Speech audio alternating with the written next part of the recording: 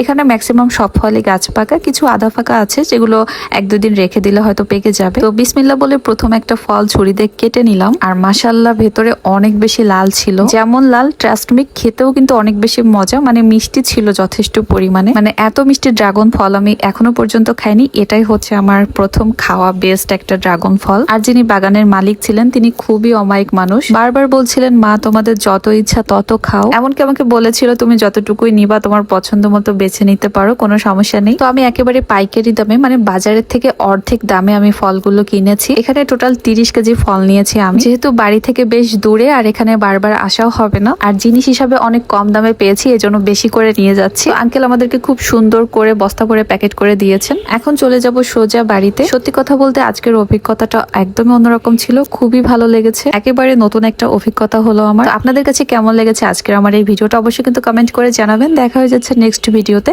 সে পর্যন্ত সবাই ভালো থাকবেন, সুস্থ থাকবেন। আল্লাহ হাফেজ।